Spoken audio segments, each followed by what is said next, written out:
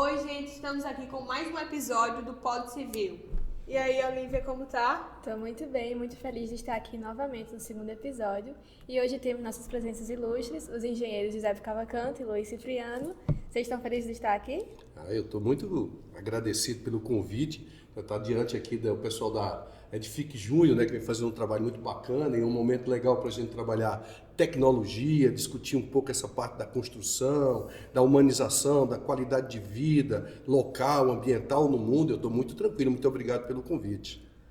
Estou feliz também por estar aqui com a empresa Júnior, né, fundada recentemente, já fazendo muito sucesso fora do campus do Uniesp, e esperando sempre contribuir para que as ações, a vida da própria Edifique melhore cada vez mais, e esse podcast é um grande avanço, porque vai começar a discutir temas de interesse de todos.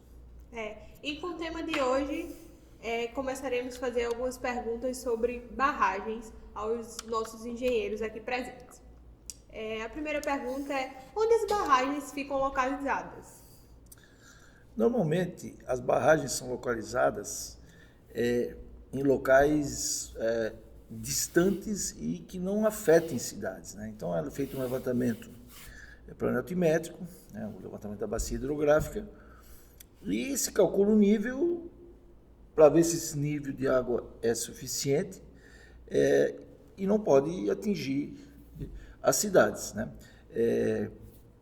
As barragens têm muitas finalidades: abastecimento da água, em muitos lugares até é feito produzida energia elétrica, criação de peixes,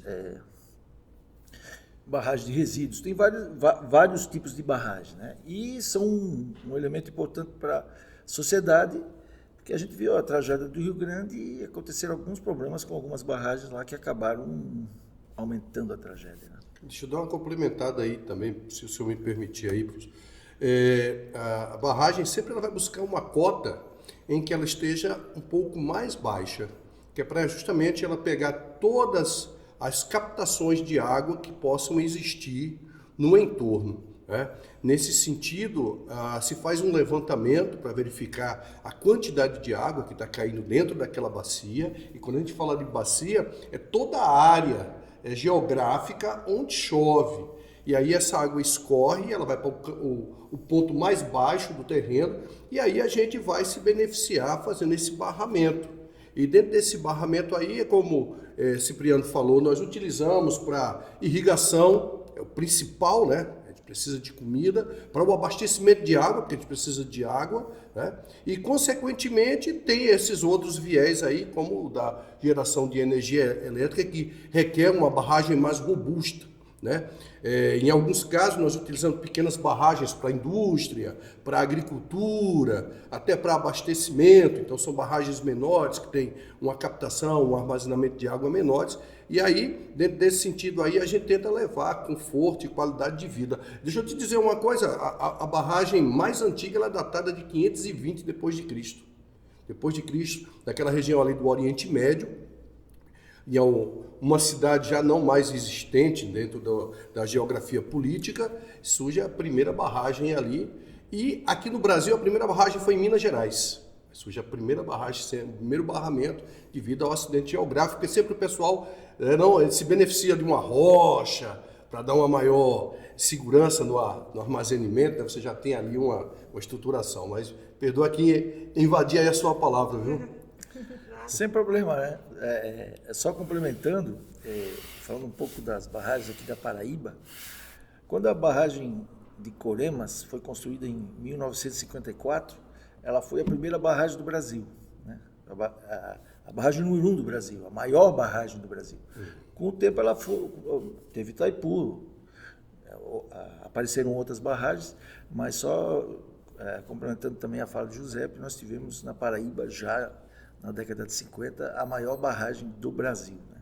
Entre tantas outras. É bom aprender mais, né? E como o senhor falou, foi bem importante para a tragédia ter sido bem feita, né? Se fosse o que aconteceu com o Rio Grande do Sul agora. O que ocorre é que muitas vezes a cidade ela começa a crescer e ela vai se dirigindo próximo para os córregos d'água, para os rios. Muitas vezes ela vai se aproximando das regiões de barragem devido ao turismo e etc e tal. E a barragem é algo construído e Cipriano deixou bem claro aí, né? Isso demonstra o avanço tecnológico da Paraíba no que se refere à construção civil, né? Que se destaca construindo aquela que veio ser uma revelação de uma construção de barragem como a maior, né? Do mundo. E nesse sentido, o que ocorre em alguns, e tenderá a ocorrer, infelizmente, talvez no futuro, esses colapsos como aconteceu no Rio Grande do Sul, é o fato de muitas vezes nós ficarmos muito próximo dos rios, onde nós abrimos as comportas para seguir o leito normal em direção ao mar. Muitas vezes esses rios estão assoreados com resíduos, sujeira, erosão ocasionada até pelo próprio dano causado pelo homem do desmatamento.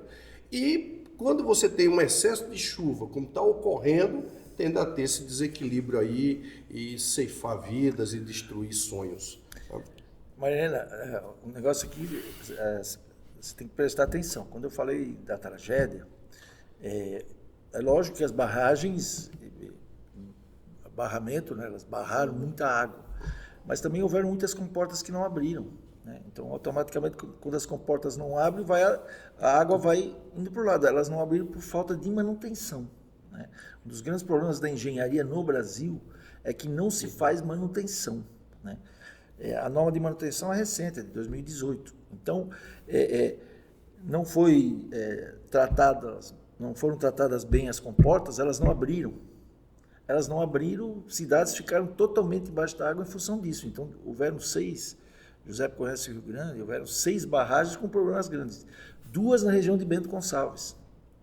Uma na região de Estrela, outra na região lá em Juí, lá mais para a parte lá quase da Argentina, mas 6 barragens apresentaram problemas que aumentaram a tragédia. Então, eu estou ressaltando a importância das barragens, que elas têm a função de barrar a água, mas quando isso não é bem feito, ou isso não é bem calculado, ocorre essa tragédia das enchentes, né? Eu venho do Sul, o Sul tem grandes problemas de enchentes, mas eu nunca vi uma dessa, como houve agora no Rio Grande do Sul. Santa Catarina também tem muitas enchentes. Então, somente as barragens resolvem esse problema, né? E quando elas não são bem cuidadas, quando esse problema vem, ele aumenta. Ele aumenta e muito. A prova de que as barragens são importantes, você vê aqui na própria Paraíba, em João Pessoa.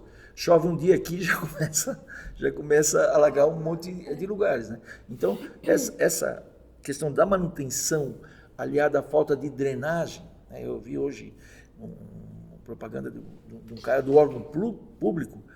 João Pessoa não tem um mapeamento das drenagens. Das drenagens, perfeito. Estão construindo agora. Então, isso é uma coisa grave. Por quê? Porque precisa ter. Estão construindo agora, né? Há quanto tempo? Exatamente.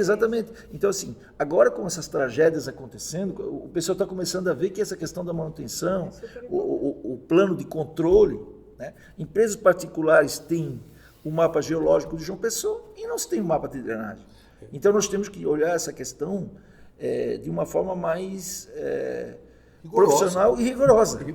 E as empresas chamar atenção para isso, para que seja resolvido. Exatamente. Foi exatamente isso que eu frisei na sua fala, sobre o senhor ter ressaltado isso, o quão é importante a gente falar sobre isso, sobre o Rio Grande do Sul, sobre as manutenções, sobre... E a gente vê muito assim, né, na internet, as pessoas falam muito sobre a resposta da natureza, mas eu acho que poucos falam sobre as verdadeiras razões que está acontecendo, sobre, o professor falou, não teve a manutenção, alguns erros, né, que deveriam ser corrigidos em relação à construção civil. Eu vejo muita coisa acontecendo também aqui na Paraíba, as pessoas fazendo projetos de pavimentação sem um projeto de drenagem. E eles escolhem totalmente... não é um lugar estratégico. Pega esse lugar e coloca e faz. Esse lugar faz. Não é estratégico, não tem nenhum pensamento de engenheiro. Planejado. E é interessante desse podcast, olha, ele levantou uma grande importância de se passar uma mensagem para quem está, a audiência que está acompanhando. A questão da manutenção é algo indispensável. Nós temos a falsa ilusão por trabalhar com rochas, com areia, com ferro, né, com algumas colas, no caso o cimento, nós construímos algo que é indestrutível, que não precisa de manutenção. E tudo isso precisa de manutenção. Esses prédios que nós temos aqui em todo o Brasil, né, você que está escutando aqui o podcast do Pod Civil em outro estado, os edifícios precisam de manutenção, as casas precisam de manutenção, as ruas precisam de manutenção, a calçada, os galpões, os supermercados. Só que as pessoas às vezes ignoram isso e deixam isso para amanhã. E não é bem assim, tem que ter o profissional acompanhando. Nós tivemos na década de 90 um rompimento de uma barragem que estourou ali em Alagoa Grande, próximo de Areia, né? Prejuízo enorme. Ela estourou por falta de manutenção, pelo entendimento que fizemos, está pronto, deixa para lá, não precisa mais. E não é bem assim. As autoridades públicas têm que ter a sensibilidade, a iniciativa privada tem que ter a sensibilidade, e o cidadão comum, ele tem que ter a sensibilidade de fazer as manutenções nos seus imóveis, naquilo que lhe pertence, para que tenha uma vida útil maior. É isso aí que eu queria falar. Muito bem, muito bem. E vocês, a geração de vocês,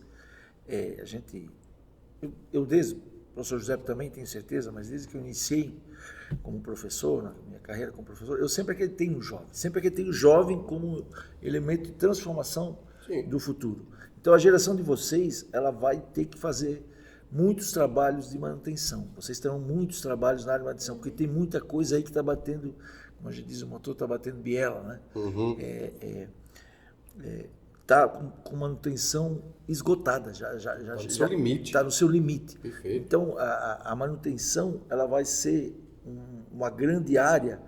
Inclusive, João Pessoa tem uma lei aprovada aqui para exigência de manutenção de prédios, etc. Mas não sei se foi colocada em vigor. Mas João Pessoa já tem essa lei e essa lei tem que existir em todas, não só em João Pessoa, como em todas as cidades, né? Para que a gente tenha segurança.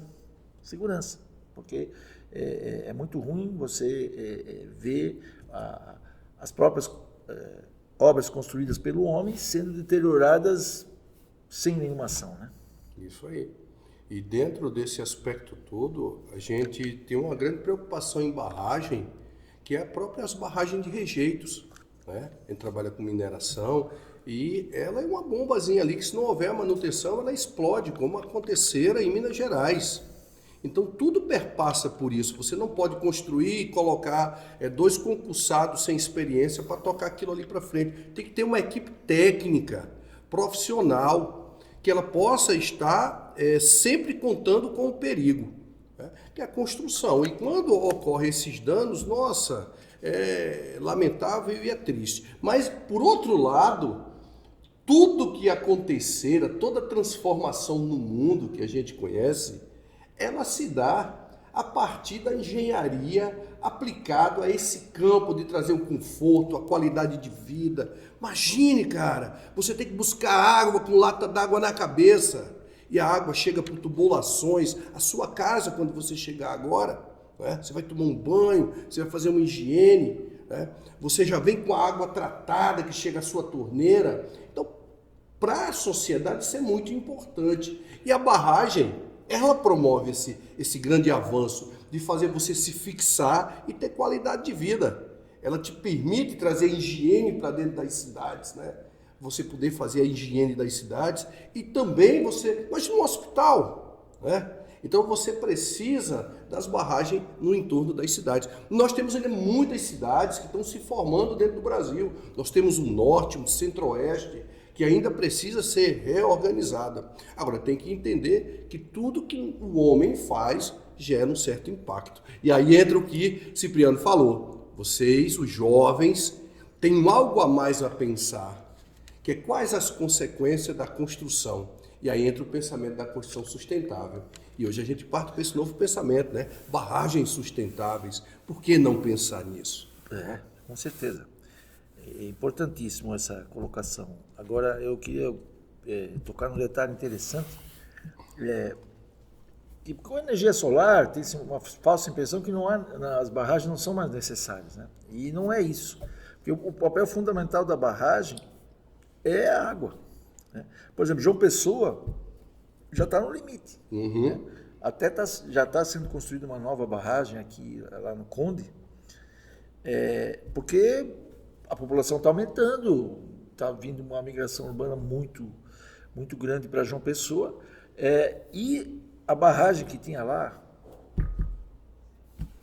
eu esqueci o nome agora da barragem. Gramame, Mamuaba? Mamuaba Gramame. Daqui a pouco já não dá mais Já conta. está no limite. Já tá. Muitas pessoas vieram de outros estados morar aqui. A própria sociedade já se reproduziu, então aumentou o número da população, né? E isso aumenta também o consumo de água, né? Nesse sentido. A região de Campina Grande está crescendo muito também, né? Boqueirão lá. Boqueirão, lá é Boqueirão. É uma das 3 maiores barragens da Paraíba, né? Então lá daqui a pouco também vai existir a necessidade de se fazer sempre novas barragens.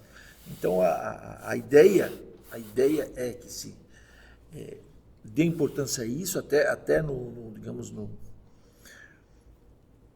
para evitar enchentes em região como enchentes, por exemplo, no Rio Grande do Sul vai ter que fazer mais barragens, porque aquelas que estão lá não deram conta de segurar a onda, né? Então eles vão ter que fazer a manutenção daquelas barragens lá que foram utilizadas durante a tragédia, e vai ter que ser feito um novo estudo para fazer mais barragens. Então a grande importância da construção de novas barragens justamente em locais onde se, digamos, diminua o acúmulo de água. Porque agora na Paraíba, isso aí é uma coisa interessante, quando eu cheguei lá do sul, não tinha muita chuva aqui. Pô. Agora tem épocas que chove uma semana toda. Né? Então daqui a pouco essa questão da drenagem, das águas pluviais, das barragens, também vai ser importante, né? E como funciona a questão das barragens? Quem regula as barragens é a ANA, Agência Nacional de Águas. Então a ANA regula todas as barragens. A privatização das barragens é um tema polêmico, né? A ANA controla e o governo mantém. Tá? Agora, privatizar a barragem, qual a sua opinião, professor José, sobre essa questão? Olha, você pode ser até dono da barragem, agora dono da água não. Se a barragem está dentro da sua propriedade, você pode ser até o dono da sua barragem, ela está dentro da sua propriedade. Agora, a água é um recurso humano, pertence a todos. Você não pode impedir ninguém de pegar a água dentro da sua barragem.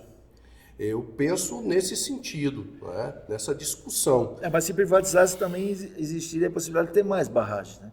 Por exemplo, abrisse uma concorrência, porque hoje o Brasil olha para o Rio Grande do Sul, que a tragédia foi violenta lá. Abrisse uma privatização, isso ia mais rápido, porque lá é para ontem. Na realidade é para ontem. Eu estou falando mais nesse sentido. Eu lembro que lá no Vale do Itajaí, na região de Blumenau, tinha enchente direto. Aí veio um pessoal do Japão, tal do projeto JICA, diz que tinha que fazer 8 barragens para eliminar as enchentes. Fizeram 6. E melhorou muito. Mas se tivesse mais 2, acabaria com o problema.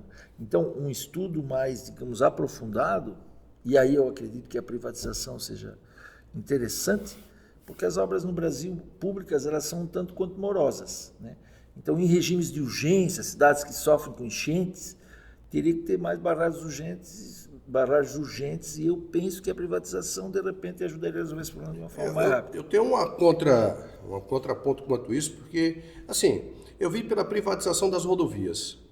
Se você privatiza e não existe um Estado, um governo forte, que fiscalize e possa cumprir da iniciativa privada, acaba ficando elas por elas, entendeu? Nesse sentido da privatização. Porque quando você entra dentro da privatização, você está visando o lucro. Se aquilo não dá lucro, você vai levando a banho-maria. E se tiver que colocar o lucro, às vezes o preço ele sobe muito. E isso atinge a sociedade de uma maneira geral. Então, dentro de um país de terceiro mundo, é algo que tem que se planejar muito bem a privatização. Porque, do contrário, se perde o controle. Agora, o Estado ele tem que ser forte no momento que ele pensa em privatizar. Agora, privatizou, entregou e abandonou e deixou para lá, tira. Vai dar no mesmo. Mas olha só. E são temas muito importantes para a gente levantar discussão, para a gente chamar a atenção cada vez mais da engenharia civil.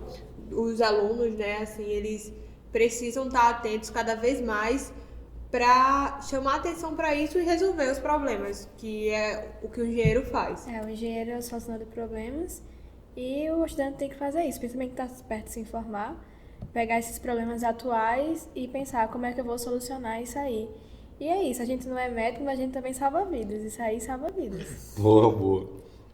É verdade, a gente precisa estar atentos a tudo que relaciona a engenharia civil, tudo que relaciona... Isso aí aconteceu no Sul, mas a gente já deve estar atento para possíveis problemas que podem vir aqui no Nordeste também. Ocasionar aqui no Nordeste. Mas, voltando para outras perguntinhas, eu queria saber quais as características típicas de barragens de vocês. Existem vários tipos de barragens, né? A barragem de terra tradicional, ela é mais usada porque é mais fácil de fazer, não há necessidade de trabalhar com concreto armado. E se faz mais. É digamos um barramento feito com compactação, máquinas, estudos do solo e tudo se faz numa obra de terra, né? As de concreto são normalmente utilizadas quando se tem produção de energia elétrica e são necessárias para barragem de porte maior, né? Por exemplo, a Itaipu é totalmente de concreto, né? Nós temos as de enrocamento também, que são feitas sob pedras, locais que têm muitas rochas, né? E o José pode falar um pouco mais sobre isso. E um detalhe interessante, eu vi aí umas barragens no Pará, porque lá existe dificuldade de areia, né? De madeira, né? Então, existem locais que fazem até barragens de madeira. Então, as barragens são construídas de acordo com o seu tipo, né? Então, cada tipo tem uma maneira... É local, né? É local. É uma necessidade de ser construída. Agora, os processos são os mesmos para cada tipo de barragem, né? Você me falou, lembrou o castor, né? No Canadá, que ele faz as barragens, o animal. Hoje, essas barragens são muito simples, Olívia, de fazer, né? Às vezes você precisa só de um trator 4.2 da Massey Ferguson para remover o solo, raspar o solo na parte mais baixa, próximo ali a um rio que não que é intermitente, que no período das baixas chuvas, né, no período da falta de monções, a estiagem ele seca, mas no período de monções ele volta a correr. E ali o cidadão ele dá uma raspagem ali naquele plano topográfico que mais beneficia a olho nu mesmo, e aí muitas vezes joga uma manta, que hoje nós temos as mantas o nome comum plástico, né, mas são as mantas de microns, que você lança para impermeabilizar melhor, ou então você compacta ali mesmo com o pneu do trator cheio de água e vai dando aquela conformidade. Quando chover, você tem um barramento de água, você criou ali uma açudagem para você levar água para o seu gado, para você tirar água ali para o carro-pipa, para abastecer alguma coisa. Então, a barragem é algo muito tranquilo e muito simples, como você acabou de falar. Agora, existem as mais complexas, que precisam de um estudo muito mais apurado, com a equipe de engenheiros envolvidos, desde engenheiros sênios, que são aqueles que possuem uma grande experiência já, os standard, aqueles engenheiros que são executores, que são mais jovens, mas que já têm uma experiência, e os engenheiros trainee, aquele pessoal que saiu da faculdade, que está com a proatividade, que quer aprender com uma vontade. Essas equipes fortes permitem que construam desenhos complexos, né? Como enrocamento, você fazer um estudo geológico de uma área e você dizer, olha, essa rocha aqui, meu amigo, é uma rocha ígnea, uma rocha que aguenta pressão, uma rocha que foi resfriada lentamente, ela é intrusiva e ela aguenta pressão. E ela vai segurar toda a energia, né, linear que a água vem trazendo. E essa energia linear eu vou aproveitar para fazer girar uma turbina, e a partir daí eu tenho água e tenho energia, e utilizo essa energia cinética para dar origem a uma energia elétrica, a partir dos princípios de mecânica e elétricos. né? E você tem essas mais complexas ainda, que é essas lindas, maravilhosas, que todo profissional de engenharia se orgulha, que é através de vários cálculos de concreto, de ferragem, né, que vai dar origem a essas barragens altas, complexas, e que se tornam uma arte dos engenheiros. Né? Uma obra de arte. E o senhor falou muito do trainee e do sênior, né? E todo sênior já foi um trainee. É importante que o trainee aprenda com o sênior para futuramente... É interessante saber, né, que fazer todas com as maestria. equipes têm, de todas as idades, todas as experiências, porque o cara que quer ser experiente, ele só vai ser experiente se ele tá ali para aprender. Se ele tentar, Se ele não né? for querer aprender, ele nunca vai ser experiente. E ninguém nasce sabendo, nem começa... Isso. E pra gente finalizar com a última pergunta, sobre... Vocês falaram que barragens transbordam quando há falta de manutenção. Mas, além dessa problemática, existem mais outras maneiras dela ser transbordada? Na verdade, existe do lado da barragem um elemento chamado sangradouro. Quando a barragem está enchendo, né, é aberto o sangradouro e a água passa pelo lado para diminuir o volume da barragem. Né? Então, quando acontece algum problema, uma obstrução, ou quando o sangradouro não dá conta, né, a barragem ela pode transbordar, desde que não se abra as comportas. Se você abrir todas as comportas, ela vai, digamos, conseguir desaguar. Agora, o problema de abrir as comportas, muitas vezes, é ver se essa abertura das comportas não vai, digamos, alagar ou não vai inundar as cidades vizinhas. Né? Tem que avisar, né? Porque vem uma tromba d'água. Exatamente, tem que avisar. Arrancando tudo. Vem arrancando tudo. Então, esse controle do volume de água, ele é muito importante, né? E o transbordamento, ele só acontece assim num caso excepcional, né? Onde não se tem mais controle sobre as comportas, ou as comportas não abrem. Acontece quando não há manutenção ou numa tragédia das comportas de repente não abrirem, né?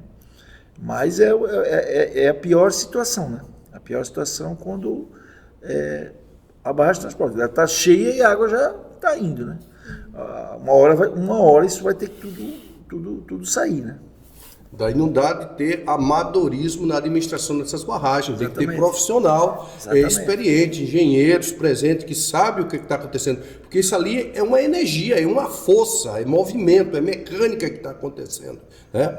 Eu gostaria de dizer que o engenheiro, o estudante de engenharia, o engenheiro sênior, o engenheiro standard, o engenheiro trainee, ele tem que ter 3 características básicas. Ele tem que ter abertura, ele tem que ter tolerância e rigor. Ele tem que ter abertura para aceitar e aprender aquilo que é novo. Ele tem que ter tolerância para compreender que aquilo que é antigo faz a diferença. E ele tem que ter o rigor para escolher entre o que é antigo e o que é novo, o que realmente importa para aquele momento. Então, o engenheiro, tendo essa sensibilidade, ele consegue se colocar no mercado e fazer sucesso. Né? E dentro da nossa área de barragem, nós estamos passando por um processo de transformação, novos materiais de construção, novos conceitos ambientais, sustentabilidade, e esse engenheiro que está inserido no mercado, ele tem que ter essa sensibilidade de ter a abertura para o novo, e o antigo também ter a tolerância e, acima de tudo, trabalhar com o rigor, que é o que promove a segurança e traz a felicidade. Obrigado, e eu quero aproveitar e passar a palavra aqui para o professor Cipriano.